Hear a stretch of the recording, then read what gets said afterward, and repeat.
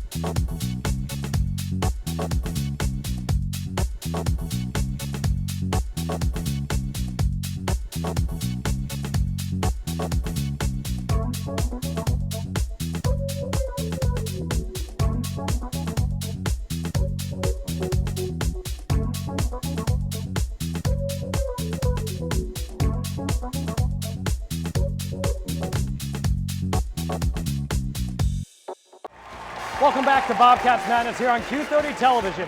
We start tonight with Graham Petchel and the men's ice hockey team. After being in a national championship game just 2 years ago, this year's squad seems to be of a different breed. A rough 1-2-1 start has left many wondering, is this a nationally prominent hockey team? And with that, I am joined tonight by some of the esteemed hockey analysts of the Bobcat Breakdown and QBSN. Let's introduce them to you guys. First off, my left, Gabby Riggy, how are you tonight? Great, John. How are you? It's great to have you on here. The chairman, the czar of the Quinnipiac Bobcat Sports Network, Marty Joseph. Pleasure, John. Thanks for having us. Oh, awesome, Marty. And then the man with the beautiful, luscious locks, Connor Fortier. Doing good, John. How about you? Excellent. So let's start here, guys, tonight. General thoughts on this team. It hasn't been an impressive start. As I mentioned, 1-2-1. What is going on with this team? Let's start with Gabby. I think it's a lot of bad defense. It's a lot of, you come back with a lot of receivers, some really, really bad plays.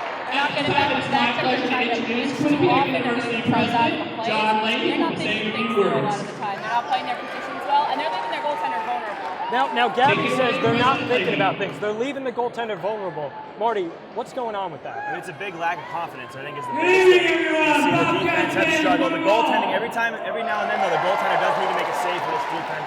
But I think another thing is definitely the forwards.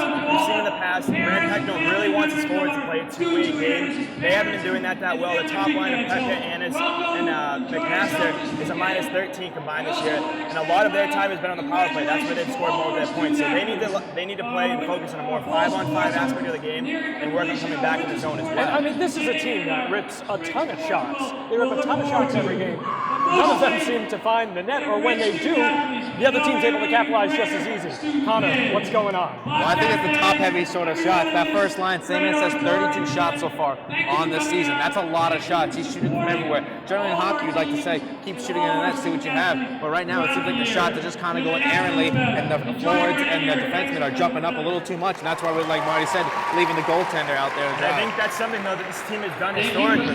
In the last couple of seasons, they've traditionally put a lot of shots on net throughout the season. I think the biggest thing for this team is that they do it, but sometimes Grant Pecknold says they don't take the best shots. You look at Sam Annis. The game against UMass, he took 12 shots, but they weren't high-quality areas. He likes to take a lot of his shots from the lower ends of the zone, high up on goaltender, they can make the easy saves. So they need to work on getting players to the front of the net. They are a smaller team, but when they get to those goal-scoring areas, that's where they're going to score their goals. Absolutely. But to play devil's advocate, though, this team has played arguably the hardest out-of-conference schedule of any of the teams in Division I.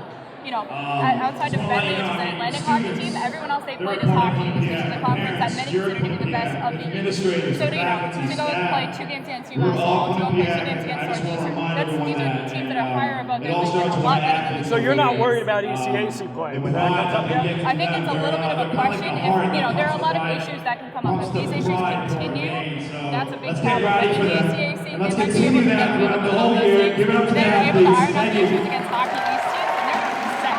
And that's the thing, if this team really falls into the groove later on, like Gabby said, this is a hard part of the schedule right now. They're prone to have a good, strong second half of the season the way the schedule is set up. And Grant Pecknold's time here in the last 5 years, since 2011 actually, they're 8-3-1 in their first 4 games of the season. So they're there, they're used to winning early. Right now they might be out of their funk a little bit, but I would expect them to rebound big way in the second half. I think a big thing to look at too, they played on Tuesday, but they don't play again until next Saturday against Northeastern. So they have a lot of time to work on some of the things they've been struggling with. They have a nice long 10 days of practice before they get back out there. That's going to be key if Grant Pecknold wants to start to turn this around. They are going to have a lot of time to work on that. Now, earlier, Connor talked about the lines. Well, Q30 sports analyst Mark Spillane had a chance to take a look at these lines. Mark, let's send it to you. Thanks a lot, guys. So picture this. The last 2 years of the Quinnipiac men's ice hockey team have been pretty successful. 2 years ago, ranked tops in the nation for most of the year, winning the ECAC and winding up in the national championship game.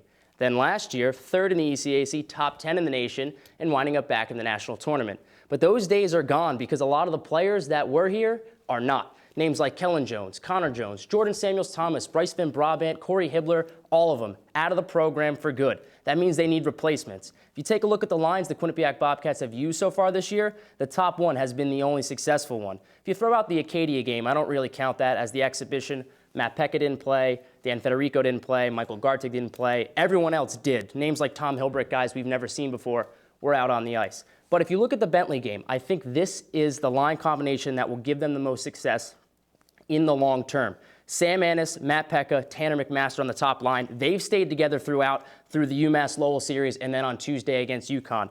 Andrew Tavener, Travis St. Dennis, and Landon Smith played on the second line, but that changed last Friday during the UMass Lowell first game when Travis St. Dennis was injured. He actually played through the rest of the game and then started on Saturday night, but then was forced to leave with that injury. That really switched things up. Speaking of Saturday night, that's when Coach Pecknold had to make most of his changes. He actually decided to go with just 11 forwards and 7 defensemen. We've seen him do this in the past, but not yet this year. What he did was he took Alex Barron, he started him on D, and then what he wound up doing was playing him on the third line with Soren Janssen and KJ Typhonworth. That was also Typhonworth's second game after he sat out against Bentley.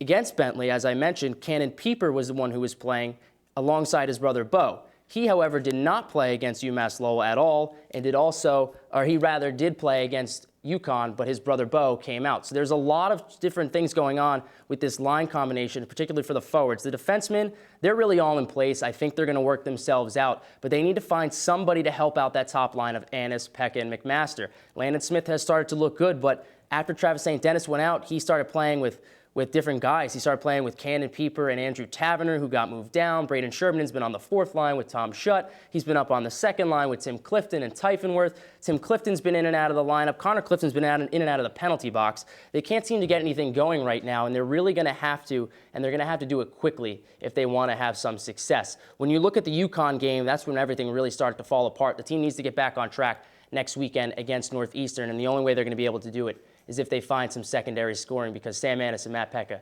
can't do it all by themselves for the whole season. All right, guys, back to you. Hey, thanks, Mark. Great analysis as always. And you talk about the line changes. Well, one of the reasons you have to have all these different line changes is because a lot of veterans left last season, veterans of the national championship season, guys. Let's talk about some of your biggest losses thus far, and let's start with Gabby. Which player did this team lose that you think has made the biggest impact? I gotta say Jordan Samuels' comment. He was a big body up front, 6'4", almost 200 pounds. And he had Marcus Martin and he was big size. That was the line. They lost an entire line. Corey Miller, Jordan Samuels, Thomas. That was a big line. They, we started the forecheck. They played the body really hard. They were able to get the smaller guys on top. That's something that losing him, you lose the body. And a lot of these smaller guys are going to pick up the puck. That's going to hurt you in the long run. Now, Marty, you think it's somebody else, somebody who has actually gotten a little success outside of Quinnipiac. Yeah, I think that obviously Samuel Thomas and Jones are two big losses for the team, but I think it's Bryce Van Robin. You look at the seniors that graduated, that's something that Randy could have planned for. Planning for the loss of Bryce Van Robin a little bit different. He was a junior last year. He really had a breakout season, established himself in that front pressing on the power. That's lacking clearly from this team this year. So I think the loss of Van Robin is huge. He's a body, he can get those areas. He would be in this team right now because of his size. This team, the biggest thing we've talked about, guys, is their lack of size. So I think the lack of losing that, maybe anticipating that he would be back this season is something that might have cost their recruiting in the past season. I like how everyone's picking the size aspect, and I'm going to agree with Gabby with Jordan Samuels Thomas. I think we all agree the biggest thing this team misses is size. Like how you mentioned that line of Hibbler, Van Robin, and Samuels Thomas. That was a line that was big and physical. But J.C. was a good player. Not only with the puck, but he was better without the puck. I think that's a big thing with this team. Is the players are really good with the puck, but J.C. was the type to just sit back to the top of the circle and wait for a shot opportunity. And we saw him bury a lot of goals up there. So I think that's what they're mostly missing right now. I think that one thing that you can't take care of either player. They scored this team some big goals and some big moments that really changed the course of games. You're always taking the easy way out. That's okay, though. We're going to stick with it here briefly, and I want to hear quickly. This is a young team. Who are some of the most important young guys on this team? Not necessarily the older ones. I want to hear about the young guys.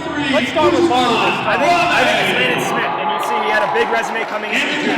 And Coach Becky has had a lot of confidence. He has him on top hard, but he's produced 4 points. But I think one thing he needs to do is develop his 5-on-5 game. As most of the forwards he can develop that 5-on-5 game, get more comfortable in the college level, play a more consistent style of hockey. He could be a huge impact player down the stretch, because we've seen flashes of him so far where he has plenty of skill to show for it. Are you going to agree with him on this? No, not going to agree with no? you. Landon Smith, everyone talks about how he was so good. One was the MVP last year in the BCHL, so that was just, a big step for him. He was a big recruit from him. But I'm talking about a guy who not a lot of people talked about, Andrew Taverner. Like we said, we heard everything from the McMasters, the Smiths, the Peepers, but Andrew Taverner coming up with 62 points last year in the Alberta Junior Hockey League in 52 games. And that was an unbelievable stat line from him, and not a lot of people talk about him. And I just mentioned how we need more players who can play without the puck. That's exactly what Taverner is. He's a player who can play without the puck. It's funny because we hear this all the time about how in Canada you have the junior league. It's not like in the United States where you have high school hockey, that's pretty much it. In Canada you have the junior league. How much of an effect does that have, Connor, to be able to play at high-level hockey and then come and play college? It's certainly, the two games are definitely really different. I would say those games are a lot more skill, whereas the college hockey games are a little more physical, and that's when you get that type of experience with a physical game. And coming up to a D1 hockey program like Quinnipiac, it could be a really big difference compared to Taverner and Smith that they've been playing before. Now, Gabby, you pick somebody else. Yeah, I'm going to go with Tanner McMaster.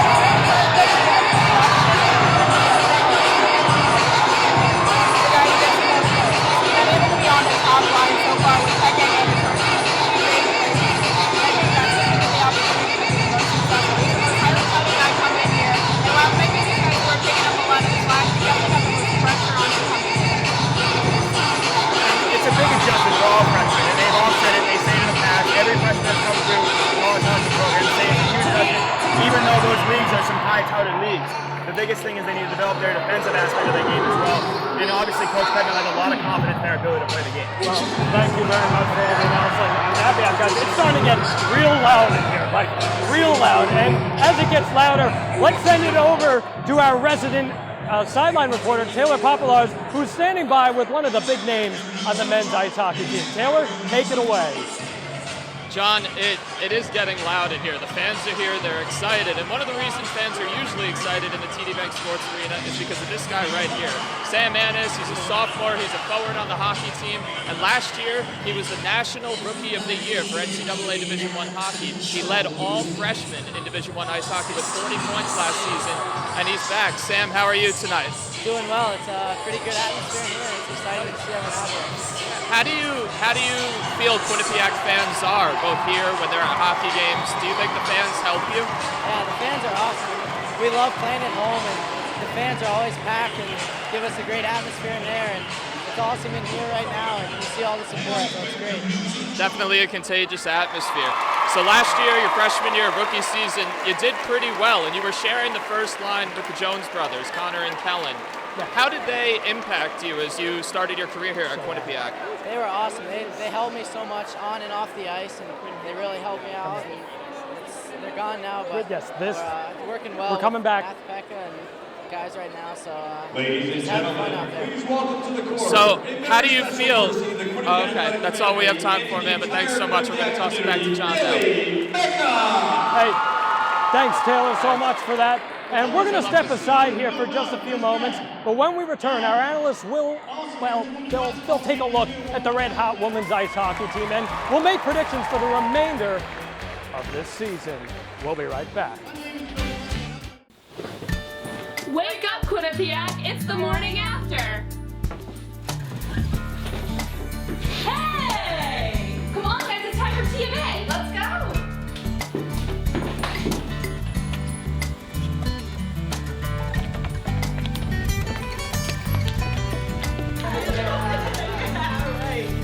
What's the morning after? Mondays at 10, only on Q30!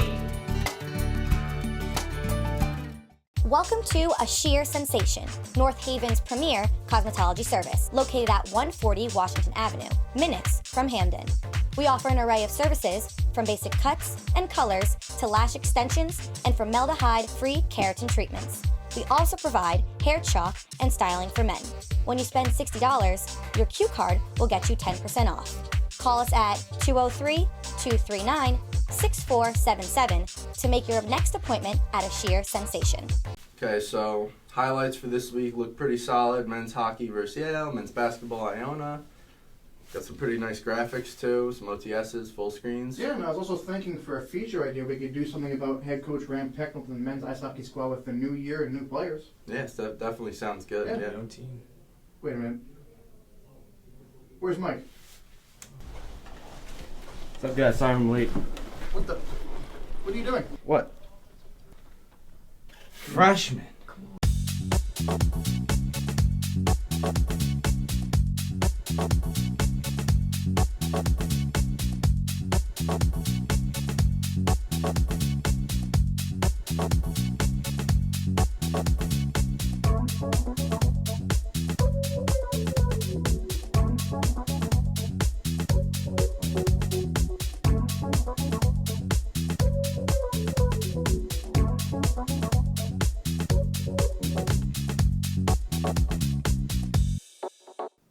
Welcome back to Q30 Sports Bobcats Madness.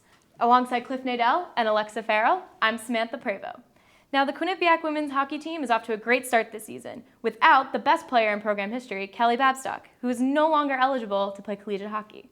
Cliff, how is the team able to do so well without their best player? Well, first of all, it's going to be hard or next near impossible to replace the scoring that Kelly Babstock provided. She had a career total of 203 points, which is unheard of. She had multiple 50-point seasons and a 40-point season as well. So that's kind of impossible to replace, but it's going to be a collective effort in terms of replacing the numbers that Kelly Babstock had. Well, one example would be Nicole Costa, who was a Canada U18 team. And she's very fast, and she had a medical red shirt. She was injured last season, most of the season, and she's very capable of producing 30-point seasons. So she could get some offense get some offense and get some points on the board. And Erica Uden Johansson, who's capable of producing some 20-point seasons, competed for Sweden in the 2010 and 2014 Olympics. So lots of international experience, and one of the main people responsible for replacing Kelly Babstock is Cheyenne Darkangelo, last year's leading goal scorer for the Bobcats, and she had a 40-point season last year, and she was a member of the U.S. U18 team. And she was a Syracuse transfer, and when she was in Syracuse in her last season there, she led Syracuse with 16 goals, and they actually played Quinnipiac that year, and she scored twice against Quinnipiac when she was on Syracuse. So she has lots of experience as well, and also a lot of more international experience in Nicole Connery, who was a Canada U18 member, and she's also capable of producing 20-point seasons. And a big part of the replacing Babstock, as Coach Seeley said, was the fact that they have a strong defense. Chelsea Layden, their goaltender, has not faced more than 13 shots in a game. So and another big help is the fact that they have a freshman sensation, Taylor Cianferrano. TT is definitely one of our strongest players this year, but I think that the reason she's so strong this year is her past. So she graduated from the National Sports Academy, which is a prestigious school, and she actually didn't start off as a hockey player. She was an ice skater, which I think is why she skates so well on the ice and plays the game so well. So she played in the women's U18 team for Team USA and won silver medals both times that she went. The first time she scored 4 goals in the game and had 6 points in the entire tournament in 2013. And then in 2014, she returned and played in the tournament again and had 6 goals. She also was awarded the most outstanding forward and led all players in face-off percentage. And she was the first forward to have a plus-minus average rating. So I think that her history is what's going to help her succeed and do so well, which we already have seen at Quinnipiac so far. Yeah, Alexa, I agree. And, as a former figure skater myself, I can personally say that, Cianferrano, her experience with figure skating has really translated to her skating in hockey. And, you can see those skills that she learned in the U18 camp and, in high school really are showing now in her college play. In 5 games already, she has 5 goals and an assist. And she has 3 game-winning goals already. We're only 5 games into the season, so that's just unheard of. And if she can continue up with that, it'll definitely help the team. Yeah, but the thing is, though, even though she's leading the team in goals and she's 3rd in the nation in goals, you still got to remember that she's still a freshman and she's still learning. So you still got to remember that everyone else in the team needs to help step up and help with the offense. Well, that's what I think is so great about her. Coach Seeley said that she is so perceptive to learning and wants to take everything in. So I think that that's one of her strongest assets, is that she just wants to keep learning and keep getting better. And she knows that her teammates are there to help her, and she credits them for her success too. Thanks, Cliff. Thanks, Alexa. Now, back to you, John. Welcome back, guys, here on the Q30 Television Bobcats Madness preview show. We just heard a little bit about the women's hockey team, guys. Let's talk about them. Give us some of your general thoughts on the hot start that they've had this season. Let's start with Connor. Well, I think they've certainly had a hot start, kind of the opposite of what the men have had, but they are a very solid team and very deep into scoring. Obviously, Chelsea Layden's had an unbelievable year. Hasn't let up a goal so far. That one goal let up by Sid Roosler before in that main game. But this is a very solid team, a very deep team. And I think we kind of expected this. They had a little bit of a taste of success last year, putting up arguably one of the best seasons in program history. And I think you want to kind of continue that trend. Yeah, this is a team that's just going to continue to get better. Coach Rick Seeley's completely transformed this team to the bottom of the national standings all the way to the top. They're right on the cusp of being a yearly contender for the national tournament. And you've seen it so far. They've done it with defense. They've only allowed 1 goal in their first 5 games. Only 57 shots against. That's almost less than 11 shots a game. If you're keeping your team, the other teams, to 11 shots a game, you're gonna hold them to 0 goals. I was gonna say the guys pretty much what I said. There's a lot of the strong defense. You have your returners and Leishberry coming in as that last defensive pair. Victor's been so solid. They're not letting anything by Chelsea Layden. They're making it puck in the neutral zone and bringing it into the offensive zone. This team is great at peppering the other shots on goal. They're getting 40 shots on goal a game. You know, this team is so deep, as you said, Connor. You know, now you have Emma Woods who played on the first line, now at her natural spot in center. This team is so incredible. It's funny because Rick Seeley in the beginning of the season said this was the best team that he thinks he's ever had. They don't have someone named Kelly Babstock anymore. And everyone's thinking, oh, there's no way that that's actually true. But wait a second, here we are 5 games into the season, and that's changed a little bit. That mantra has changed. Yeah, I mean, I think you can argue that Sion Ferrano is one of the bigger players to step in, but I think you're going to ask Coach Seeley, he's going to want a team-first mentality. He's going to credit his team over one player. We saw it in the past with Babstock. He would give her the credit she deserved, but he's glad that he finally has a deep team that can rely on 2 or 3 lines to score. It was always Babstock scoring, and now he actually has other weapons to work. Now I think he has the spotlight off her, and he can kind of finally focus on the team aspect of the game, and I think that's why he's so happy. He knows he has a deep team. He knows he's a very skilled team, and he's the kind of coach who's going to want to go out there and win every game 1 or 2 to nothing and have no problem with it. And Rick Seeley's a builder. He likes to build programs from in and build them deep. He built a program in Clarkson who may have happened to just won the national championship last year. Just happened. Women. Right over there, yeah. Right, but yeah, they won the national championship last year. I think he's kind of feeling the same thing with this team. He obviously didn't win it with them, but he started that program rebuilding process, and I think he feels it now with the depth of scoring on this team and without just one spotlight on Kelly. The first year he coached this team, they won 3 games, and now look where they are.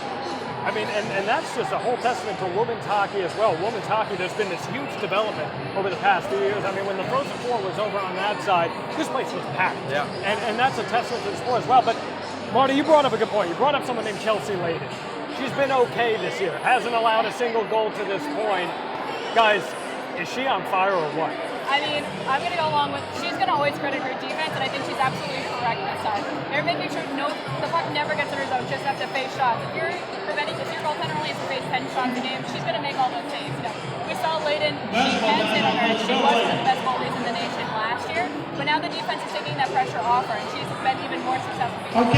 But would it be too far-fetched to say that a goalie also has to be ready for those unexpected bounces with the puck? I mean, she's been able to stop those as well.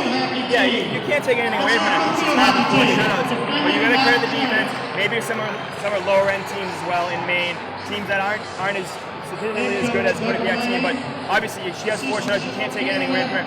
2 games that I'm looking at that will prove her is November 1st at Cornell and then December 6th against Harvard. 2 teams in the past that have given Quinnipiac a lot of trouble. Those are the 2 big games that are upcoming on the schedule. If they can get by those, then who knows what happens. Yeah, that would be my only takeaway from this start is that her level of play's been up there, but the opponents really haven't been up there for her.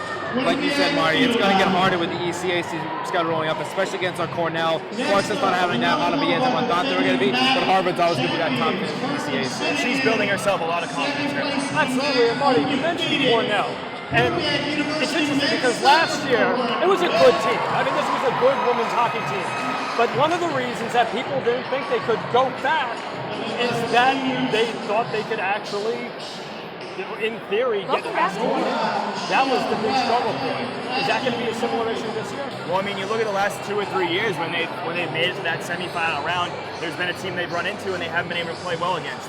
Clarkson last year in the 6-0 loss. Everyone thought that they finally got over the Cornell hump when they beat them a few times in the regular season. I think this year it's going to be Harvard. It's going to be the team to beat. Everyone's saying that's the returning team that's bringing back the most talent, but they need to find a way to get over that semifinal hump. They've shown that they can beat St. Lawrence. They need to get over that semifinal hump and finally get into that championship. You have someone like TT Cianfrano as well. Guys, quickly, I want to get your predictions this year for the hockey teams. Men's and women's, give them to me right now, real quick. I think the men's is going to make the tournament again. I think from here on out, it was a surprise the first year they made it to the Frozen Four. But I think from here on out, they've been able to bring in good recruits that can get them the chance to go to the tournament. I think on the women's side, the women are going to go a lot farther. If they can win the ECAC, they're going to get a better seeding and they could go far in the tournament. I think that, similar to what she said, I think the men's team is a good enough team to get into the tournament with an at-large bid, but they might be a lower 3 or 4 seed as opposed to the last couple of seasons. But I don't know if they're going to be a team that's going to be able to get a couple wins in the tournament. The women's team a little bit different. I don't know if they necessarily win the ECAC, but I think they're an at-large team too that can potentially win one game. That's interesting, an at-large 40. I was going to say the men's finished third in the ECAC, women's win the ECAC, have an NCAA tournament here at home. There you have it from our hockey professionals here on the Quinnipiac Bobcats Sports Network. But that's all the hockey we have, and when we come back, it's the second season of match play for Bishop Abbey's women's basketball team. Can the team rebound after losing its host presence? We'll find out when our basketball analysts let us know. We'll be right back. The Bobcat Shop, located at 1010 Sherman Avenue in Hamden. Your #1 choice for Bobcat merchandise. The Bobcat Shop features 2 floors of countless styles and colors. With a full 19,000 square foot screen printing and embroidery operation on the premises, Campus Customs and Simplify can design and decorate any garment or promotional product as quickly as needed. Stop in and say hi. Welcome to A Sheer Sensation, North Haven's premier cosmetology service, located at 140 Washington Avenue, minutes from Hamden. We offer an array of services, from basic cuts and colors to lash extensions and formaldehyde-free keratin treatments. We also provide hair chalk and styling for men. When you spend $60, your Q card will get you 10% off. Call us at 203-239-6477 to make your next appointment at A Sheer Sensation.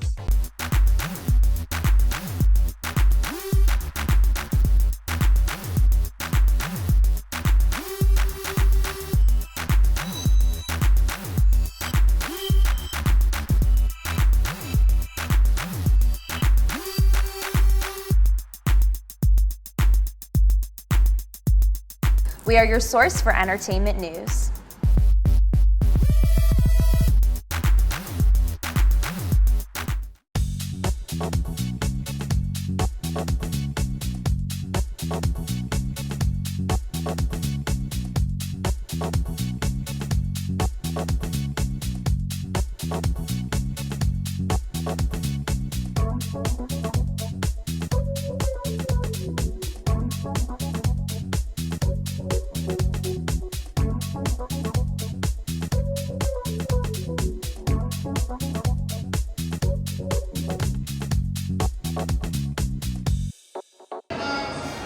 Welcome back. The 2013 Quinnipiac women's basketball team became the first basketball team in Quinnipiac Division I history to reach the NCAA tournament in 2013.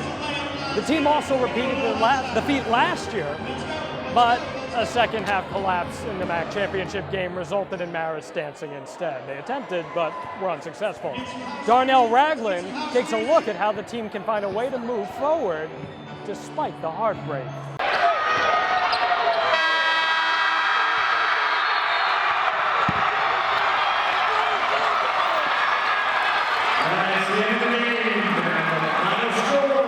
You know, when the buzzer goes off, it hurts. It hurts. It just, you feel like you could go inside your chest, rip your heart out, and throw it across the court. Pain is an understatement for what the Quinnipiac women's basketball team felt when they lost to Maris in the MAC championship. The Bobcats led by 17 points in the first half, but couldn't hold on for the win. The loss was a devastation to the team. I think knowing how great it was the year before and having that experience just made it even so much worse because we knew what we wanted and we knew what could have happened. And just that feeling was the worst thing. It's just like heartbreaking. Obviously we were all upset. Like we probably cried I know I was crying for weeks later, but you know, you just got to take something like that and you got to grow and you got to learn from it. Like, we're going to use it this year to fuel us, to get us ready. Excuse me. It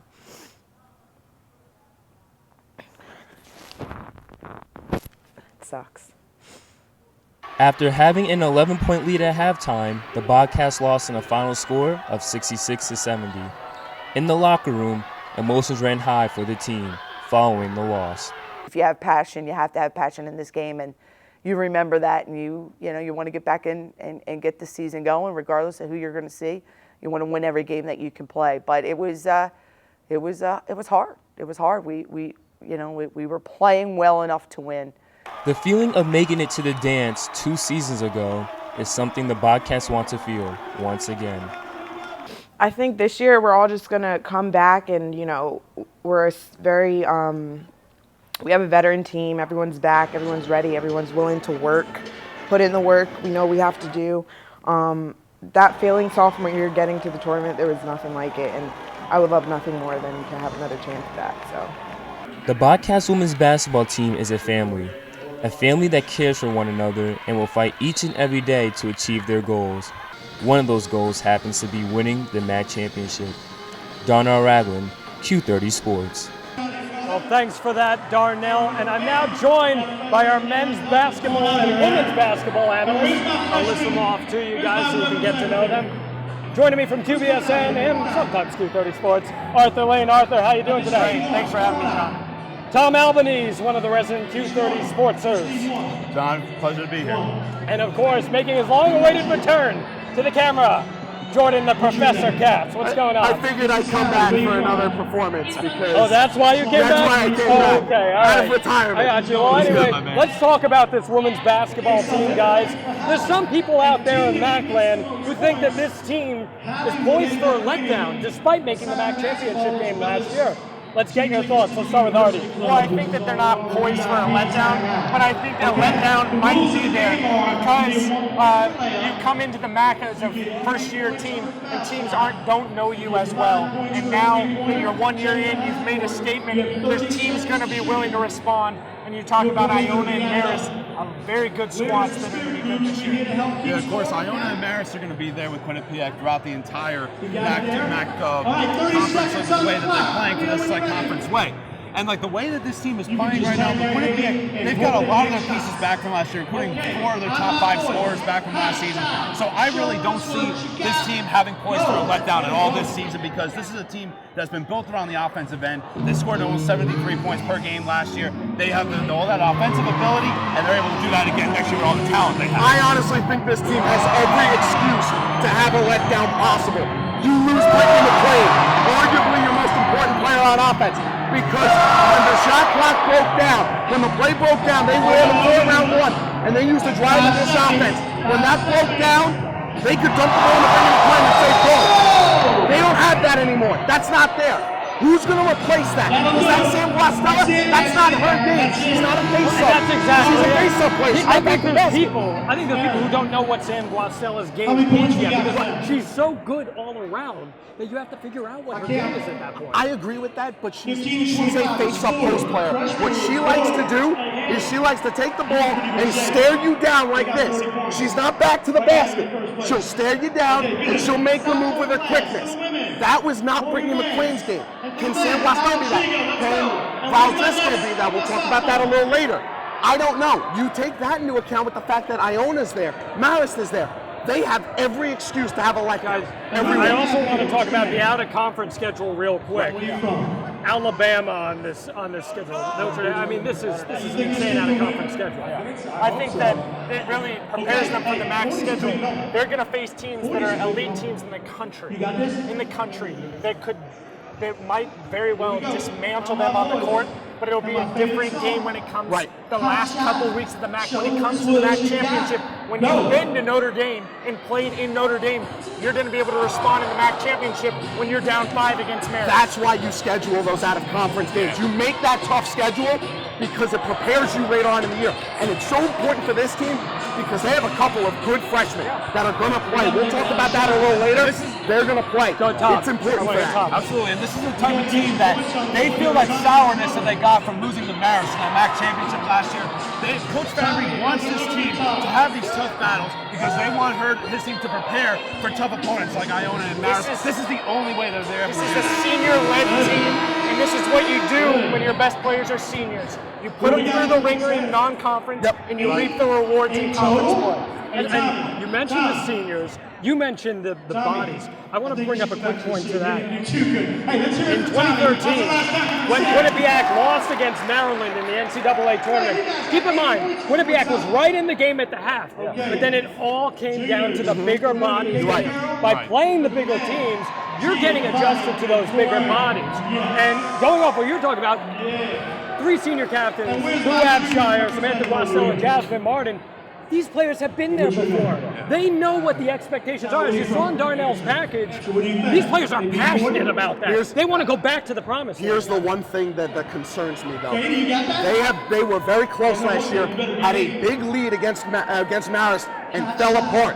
How much of that is in the back of your mind when you go down the stretch in games this year? And how quickly are you able to flip the switch?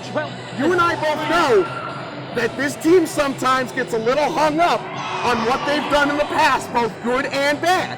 So how quickly can you flip the switch and turn it around? Let me ask you this, Jordan. Do they still have that all-star setting in Madden where like the player gets real hot and then they end up like just turning it to turbo mode? Because that's Jasmine Martin. You know who does have that is the player you just mentioned, Jasmine Martin.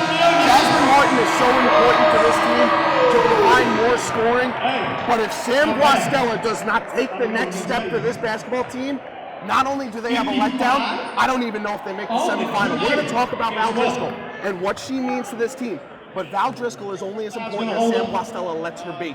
Because if they have an inside-outside post game like they did with Brittany McQuain and Sam Guastella, and now it's Guastella and Driscoll, now they can replace where they were, John, and now they can be back to what they were last year. Well, you mentioned a lot about Trisha Fabry. Trisha Fabry is one of the longest tenured coaches in all of college basketball, on the women's end especially.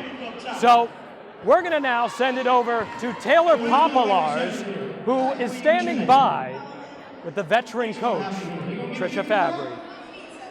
John, just as you said, we're standing here with a bit of a legend, Trisha Fabry. This is her 20th season as the head coach of Quinnipiac's women's basketball team. She is the winningest coach for QU women's basketball, and she joins me now. Trisha, thanks for being here. Hey, thanks for having me on.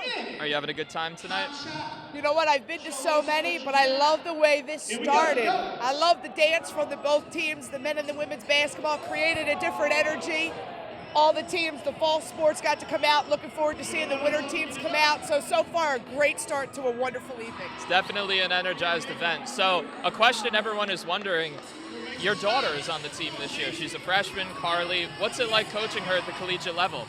It's been great so far. It's like coaching all my other players. They're all my daughters. So no special treatment? No special treatment. I just get asked to take the laundry home every once in a while. Hey, you're a parent. That's what happens sometimes. Yes. So how's the team looking overall this year? Really, we're off to a really good 3 weeks into practice. We've got leadership. We have experience. We've got talent, a roster full of talented 16 players. We've got a big schedule ahead of us. We want to be playing for a MAC championship. We're working really hard one day at a time, and I really like where we are on October 24th, moving into our 4th week of preparation. So last question, how are you making up for the loss of big-time player Brittany McQuain? Yes. Well, we lost 3 great seniors and a great player in Brittany McQuain, along with Cammie Warner and Ellen Cannon. But we brought in a really talented class of freshmen. We have tremendously talented sophomores and juniors we're going to ask more from them. And we're just going to lean on our seniors that we have leaned on for the last 3 years. Well, Coach, best of luck this season. Thanks for everything. Great, thank you. All right, John, back to you. Hey, Taylor, thanks so much for doing a great job tonight, Coach Fabry. Always want more talkative coaches here at Quinnipiac. Guys, we've talked a little bit about Samantha Guastella, what she has to do this season. She's going to have to do some of what she's doing this season because of the absence of Brittany McQuain. Brittany McQuain, one of the best post players in Quinnipiac women's basketball history. Can she be replaced? Tom, let's start with you. She can definitely be replaced. You're talking about a player coming into Quinnipiac like Val Driscoll, who's going to take that step, being the center for this team, standing at 6'4". She's going to be that dominant force to be in the paint and make sure that she gets the same kind of momentum that Brittany McQuain got here. Obviously, players like Samantha Guastella, they're going to have to. She's going to have to step into a kind of a center role like that. I don't think as much in that situation, but both of these players combined, they've got talents that are exactly similar to Brittany McQuain when she was here, how they're able to get the ball in the paint, maneuver with their bodies, take those jump shots if they have to, or get those layups. They have the mobility on their side, and they can definitely do what Brittany McQuain, they can definitely replace someone like her. I think it takes a committee to do this. Brittany McQuain, let's not understate her value to this team over the past 4 years. Now, Val Driscoll comes in from a Big Ten school in Michigan. Yeah. That's going to provide a lot for this Bobcats. Absolutely. But I really think it helps more on defense than it does on offense. Val Driscoll averaged over 2 blocks a game, 70 last year. Those are big numbers for blocks, and that's something that could really shut down the paint in the MAC and be a factor. The blocks are big, don't get me wrong. Yeah. No one's going to contest against that. You get it? See what I did there? But the thing is, it's all about rebounding. Yeah. And Val Driscoll, despite her height, is not someone who rebounds the ball particularly well. I'm gonna answer your question very simply. No, there's no one on this team that can replace Britt McQuain. But what you can do is you can recreate her production. And that's what you were getting at. That's sort of what you're going to have to do. Somebody's going to have to step up and be a low post player. Somebody's going to have to step up and grab loose rebound. When you're a small team and you run 3 guards, generally speaking, you're not a great rebounding team. The only team I've seen as an exception to that rule, oddly enough, in men's or women's basketball, is the Quinnipiac men's basketball team that runs 3 guards and somehow leads the league in rebounding every year. I don't get it. You have to be able to replace Brittany McQuain. It's on Val Driscoll. It's on Sam Guastella. Carroll's very important off the bench. You're going to have to find a way. And Morgan Mance as well, to add to that. Morgan Mance kind of stretches the game. Yes, she does. She does. And she can replace her in a different way. But Mance did not have a lot of playing time. You're right. Yes. But she is a shooter, and she can stretch it in a different way. Her playing time's going to go up this year. Well, you'll see, because you've got some good freshmen, and if you want to run a quick tempo game, you can have the opportunity. Maybe you go 4 guards, and you go Sam Guastella as your 5, and you just run teams. Let me ask you this. Jasmine Martin, we know she can play in a lot of different places on the court. Does she insert herself by instinct as more of a post player, even though she doesn't have the height necessarily? I think she adds a little more post. She'll never be afraid to drive. I know. I think that she'll not be afraid to put her back to the basket every once in a while. That's not particularly her game, but she can make it her game. They have a play called ISO someone. Generally it's Boo or Jasmine. And what they'll do is they'll set them up on one side of the court, via the left or the right. And they'll basically back down, and then they're going to run a cross screen from the opposite side. And that player, either Abshire or Martin, has the opportunity to score the ball or give it up. That's where the back of the basket is. Tom real quick. Going back to what you guys talked about earlier, Tom, this is going to be like a committee effort to replace someone like Brittany McQuain.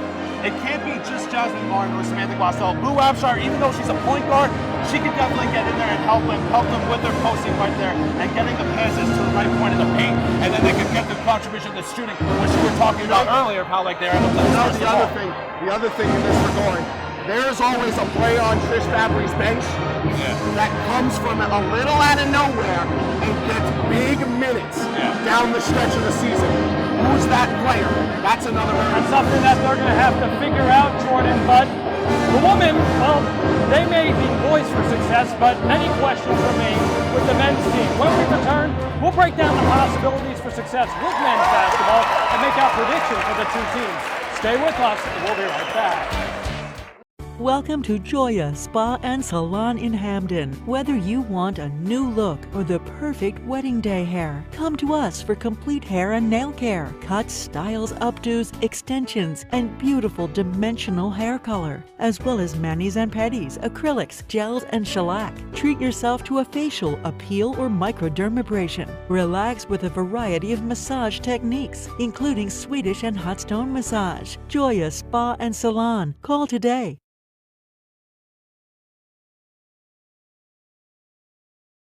The Bobcat Shop, located at 1010 Sherman Avenue in Hamden. Your #1 choice for Bobcat merchandise.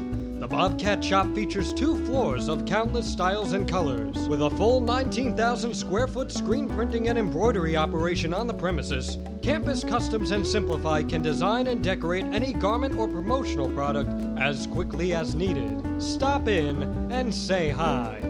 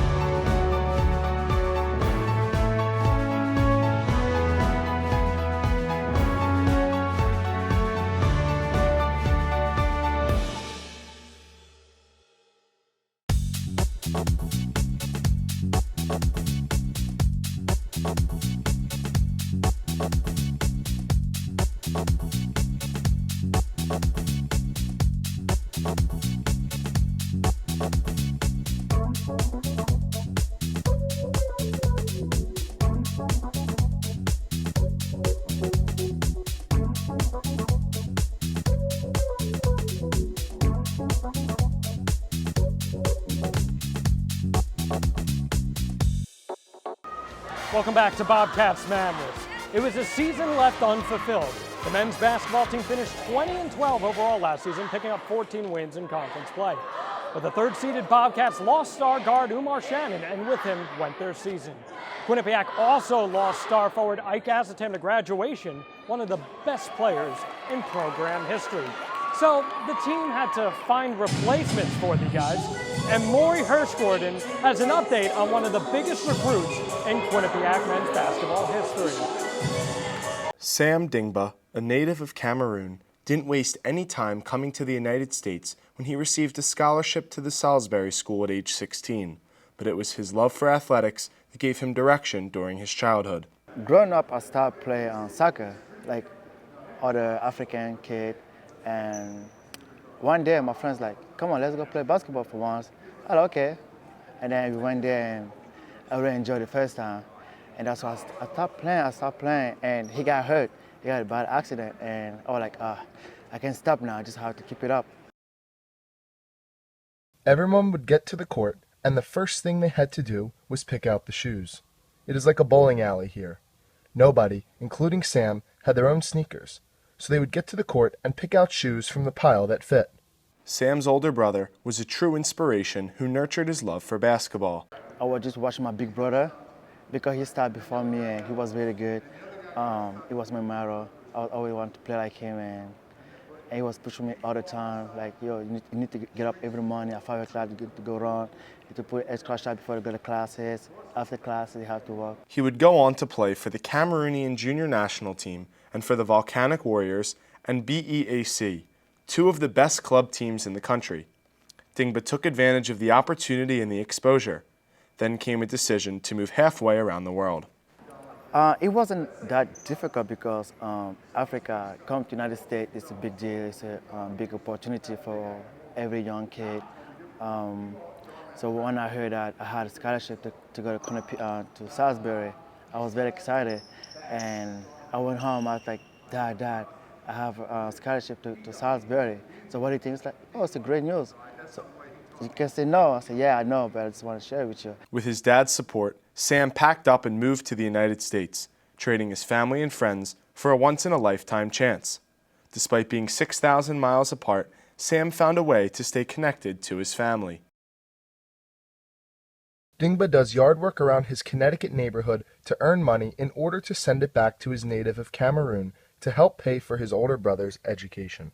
Sam came to the United States was one he will never forget. Zaid Hurst, a senior at the Salisbury School at the time, took Sam under his wing from day one. I had like 22 hours fly. Under his wing. And if you want to find out more about that great story, you can go over to Q30television.com and check out the rest of Maury's piece. And guys, now we're going to turn our attention to the men's basketball team. And we'll start with someone who may be the very most important player on this team, some would argue, Ousmane Dramé. Now, Ousmane Dramé, guys, he's coming off a torn meniscus this offseason. That's been confirmed by the team. This is a guy who, if you recall, in high school started as a point guard. Grew, let's say, 7 inches in a year and a half. And because of that, had to transition to a big man. You got to imagine that's got to raise some worries, Tom. Well, this is the type of player that, like, yes, coming off an injury, but being in his senior season, this is his time to shine as a big man that's going to lead this team, especially in the paint, with guards like Zaid Hurst and Evan Conti, or even other starters at the time, giving him the ball down low and putting up his big numbers.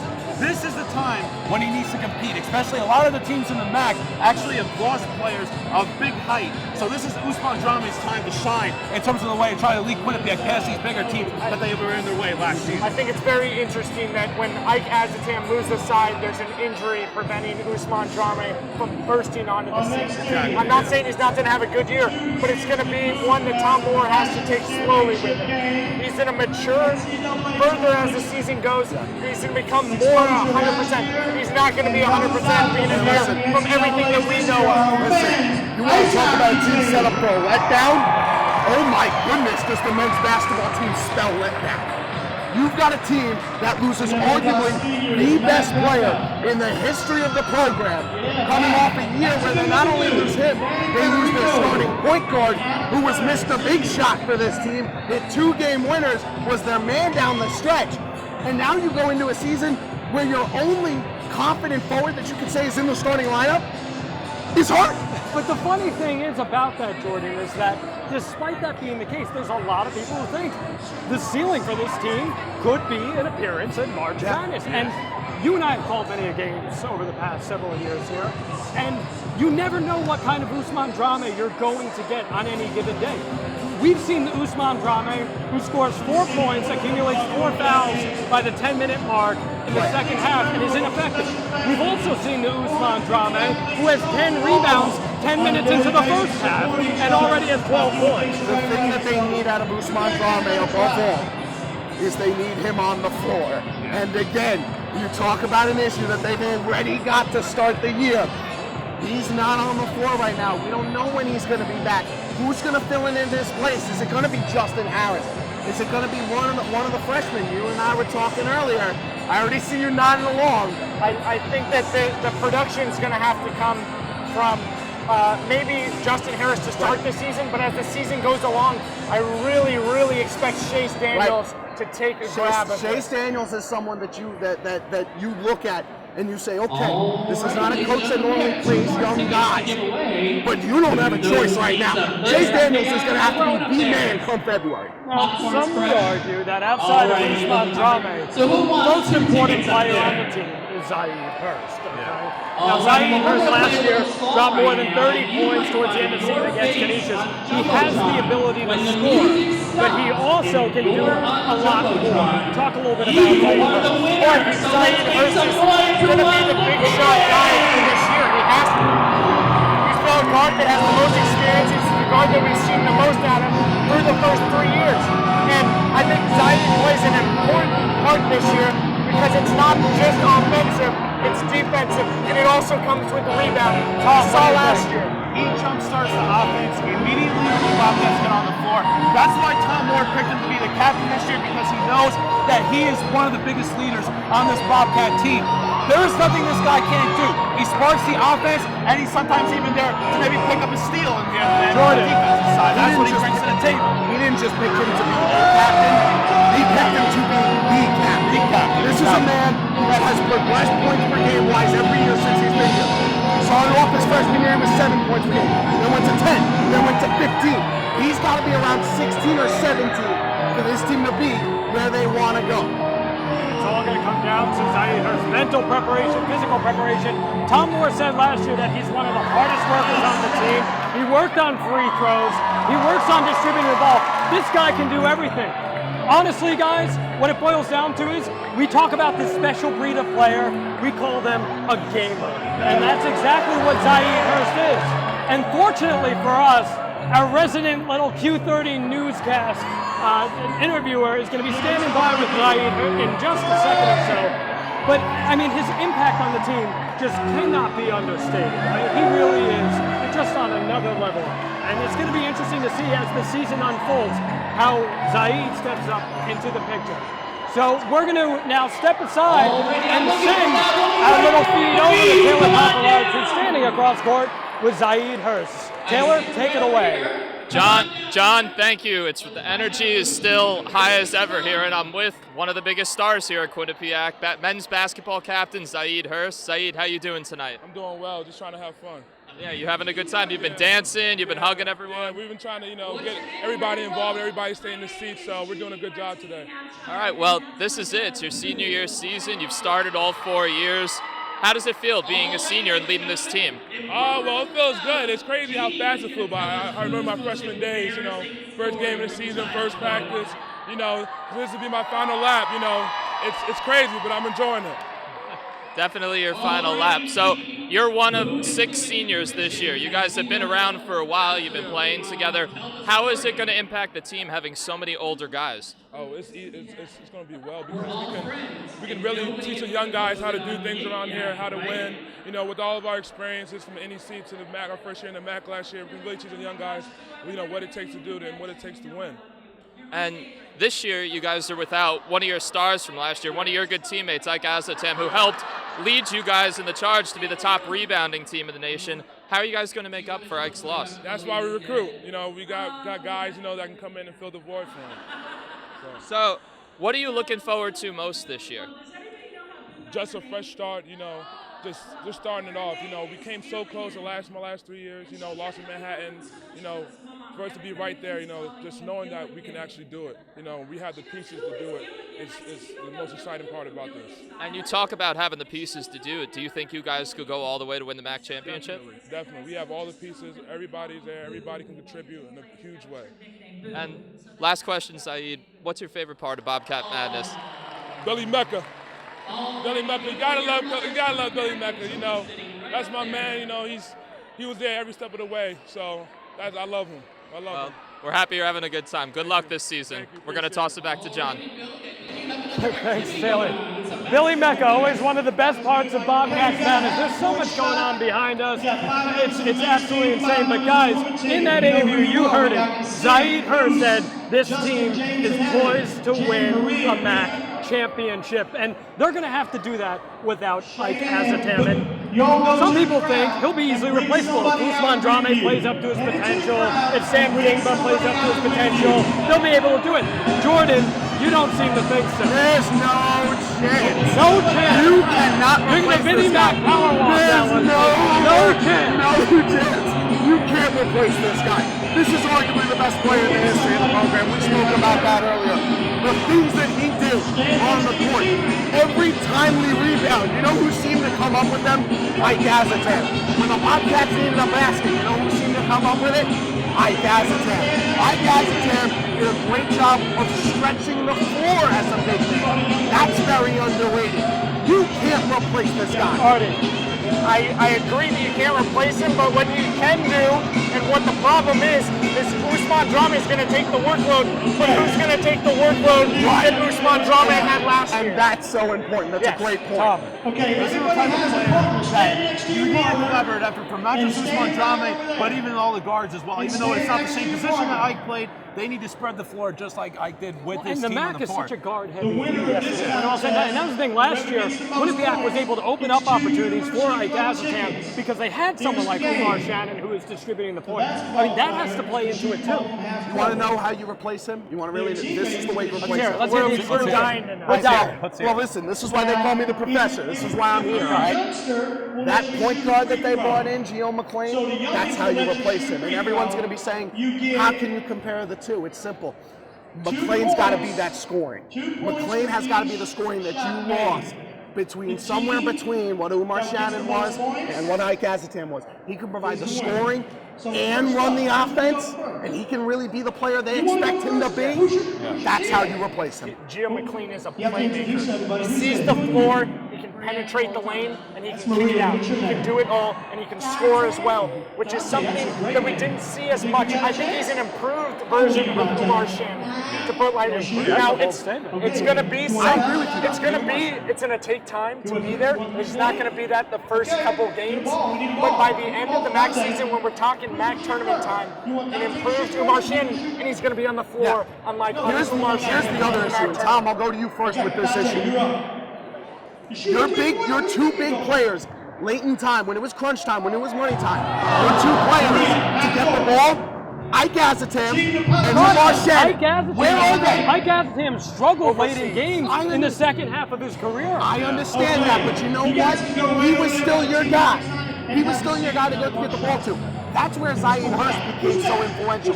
So now let's say Zion Hurst continues to do that, continues to be that guy. Who steps up with him? Is it Usman Drame? Is it Gio McLean? What do you think? What do you guys think? Who's that guy? Well, Gio McLean definitely is going to be one of those people to step up in that game. I think even Sam Dingler, one of the other freshmen that they brought in for the power forward position, because that was something that I really took into account for that. But I know what you're scratching your head right now. It's a lot of responsibility. It's a big responsibility for a freshman, no doubt about it. And then when you're looking at players like Zion Hurst and Evan Constantine in guard possession, guards with the situation, you need that split up. But if you don't get that, like you said earlier, that's not going to replace I gotta cut you off because we've got someone standing by, and I take a lot of pride in my hair. I know Taylor takes a lot of pride in his hair. There's a lot of hair gel waiting on the other side of the court. Taylor Popolaj with head coach Tom Moore. John, that's right. I do take a lot of pride in it, but I have a guy next to me who takes a lot of pride in many people standing behind us right now. I'm joined by head coach of the men's basketball team, Tom Moore. How are you enjoying this evening? Great night. Really a lot of fun. It's great to see the community come out like it does. The students come out. Really fun. So this is your 8th season as head coach of the men's team, and last year you guys really defined yourself as the top rebounders in the nation, and your former player Ike Azotam was leading that charge. How are you guys going to make up for his loss this year? Well, our rebounding has been more of a team culture than it's been about one guy. We were really good when Justin Ruddy was here, and a lot of people thought it would fall off when Justin left. But we've had other big guys come in after that and really pick up the pace. Now, Usman Drame is one of them right now. I think the two young kids we signed, and Samuel Dingber and Chase Daniels, I think will really help with that. And then Justin Harris is a senior, and AJ Summer. We got good depth up front. But it's more of a culture. It's more something that we work on every day. I think we do a really good job boxing out on the defensive glass. We also send 4 guys to the offensive boards every time. So we get really good rebounding out of our guards, too. And you mentioned one of your big guys, Usman Drame. We know that he's been dealing with an injury and recovery. What's his status right now? Well, he had a meniscus tear at the end of the year last year, had surgery in May, and he just got cleared for full contact the other day. So he's right on schedule for the Yale game on November 14th.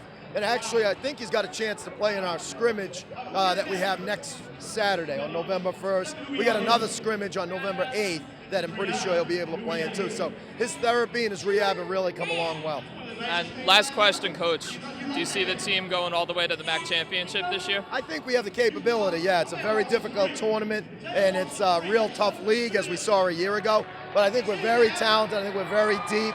We got great leadership from our older guys, in particular our captain, Zion Hurst, and really good. I think we got a lot of talent that came in with the new class, too. So I think we picked about some polls second, some third, some fourth, so I think we'll be right there in the conversation all year. And I think I actually have room for one more question. So you mentioned some of the older guys. You have 6 seniors on the team. How is that impacting the team in practice so far? It's been good. We have very talented new guys who don't know what they're doing. Who don't know what they're doing right now. But we have the older guys who really know our system very well, and they're doing a good job of really trying to help the new guys learn it, and the new guys are very talented, as well as Chase Daniels and Sam Dingber. We have Giovanni McLean, who's very good, and Dimitri Flores and Aaron Hutton, the guards that are very good. So I think all of them will have a good impact, and I like our depth, I like our chemistry, and we've been injury-free so far too, so really happy with where we are. All right, Coach. Well, it seems you got some people to go cheer on, so thank you and best of luck this season. My pleasure. Thank you. Back to John. Taylor, this is going to be the last we're going to be seeing from you tonight, so we want to thank you for all that you've done, Taylor. You've been spectacular tonight. Just keep up the great work. Anyway, guys, listen. Tom Moore just told us that Usman Drame is probably going to be ready by the Connecticut 6 Classic on November 14th against Yale. He's been cleared for full contact drills. That's got to be a good sign as Quinnipiac goes into the match. That's the best news they could have gotten. They need him for the full. Even if he only plays 12 minutes, 12 to 15 minutes. It's just being on the court. He'll get there come January. You're absolutely His presence jumpstarts his team immediately on the offensive end. You need a player like him down in the post because of his height and the great advantage he gets. But does he do enough in regards to the rest of the MAC? This is a packed league. It's one of the most statistically even mid-majors in the country, guys. Iona recently ranked as one of the top mid-major teams in all of the country. You got to imagine Quinnipiac has its work cut out for it. What do you think, Artie? I think that, like you said, there's a gap between maybe the top and the mid, but the top is so strong this year. I think last year there were a couple of standouts. This year it's a little more even, and we just might not see. I think we'll go predictions a little later, but Iona definitely has that top spot. Then there's a little fall off, but I think the next 4 teams are very close. And I think a lot of people in the MAC don't know what the 2 through 5 is going to look like for the rest of the year. It's going to be interesting to see because a team like Canisius lost a lot of offensive talent. I don't think Canisius as much as a player this year. No, you're right. Absolutely. Yeah, and that's what can happen in the MAC. With mid-major play, when you have that guy, that Billy Barron, it changes everything. We talked about the women's a little bit. We mentioned Marist and Iona and Quinnipiac as well as the big 3. Who's a big 3 in the MAC for the men? I mean, you assume that it's Iona. But can you confidently say any of them? Confidently say Iona lost a ton of players. AJ English is a star. He is a star. This kid can play. Manhattan almost lost their head coach.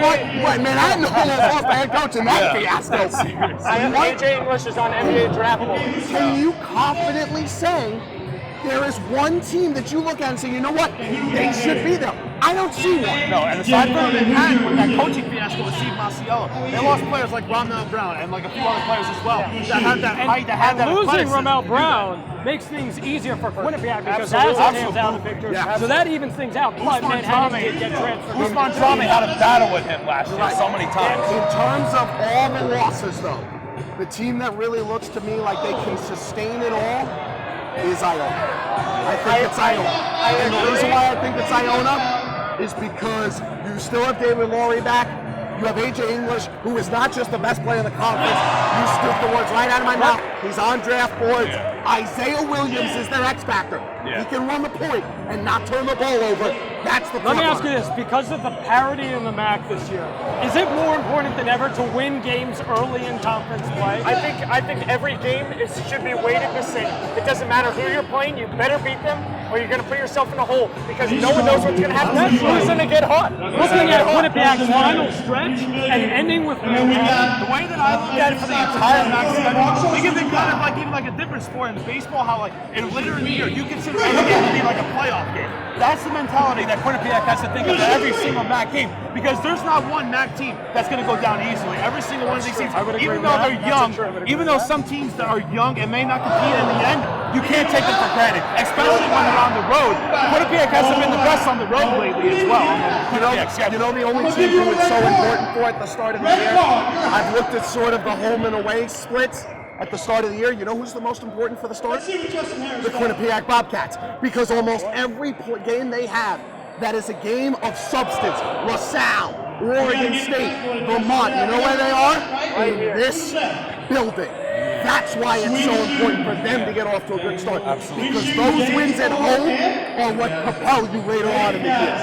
Hey, if you're interested in finding out about all the great ESPN 3 games that you can catch, check out the Quinnipiac Bobcats Sports Network magazine, Q30television.com. We got all that great stuff. Guys, listen, we got time for one more segment, and then we're going to say goodbye to everyone. We want to find out How do the men's and women's basketball teams fare this year in the MAC, potentially into the NCAA tournament? Give me records.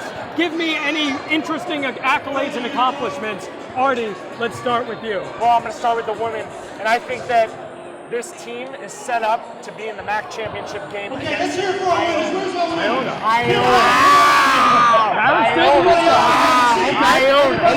Okay. I think Marist takes a step back this year. Iona with their 2 girls that are preseason All-Americans, I think, and then the non-conference scheduling comes back to pay dividends. What about the men? Athletes. What about the men? The men, I'm going to put them in the semifinal. It's just so hard to tell predictions. Give me something, come on. I'm going to say that they're going to lose in the semifinal, but a lot of people have picked them to maybe even make it to the final, maybe go dancing for the first time. Tom, real quick, give me your picks. All right, so starting for the women, I'm going to agree with Artie. I think this team is going to set to go back to the MAC championship. They have a majority of their talent back from last season's squad to make it to the MAC championship. I see them against Iona as well. D'Amica Martinez. What about the men? Starting with the men, I'm going to say they're in the MAC championship game as well against Manhattan, because Manhattan's a team that's still got a great core, and Quinnipiac beats Iona in the end. Neither team plays in the MAC championship. Both teams lose in the conference semifinal. I mentioned that both teams are poised for a letdown year. It's not going to be a letdown year in the sense of the regular season, but they're going to have things lined up for them in the playoffs and underachievers. That's where veterans play such an important role. Guys, I got to thank you guys for joining us. Excellent basketball conversation. Thank you so much, guys. And ultimately, that's going to do it for us here at the TD Bank Sports Center. Don't forget, you can follow us follow all these teams all winter long at Q30television.com and on Twitter and Facebook at Q30 Sports. For our sports director, Jordan Siegler, and all our producers, crew, and analysts, and believe me, there were a lot of them, and there was a lot of effort put into this. I'm John Alba. We'll see you next time.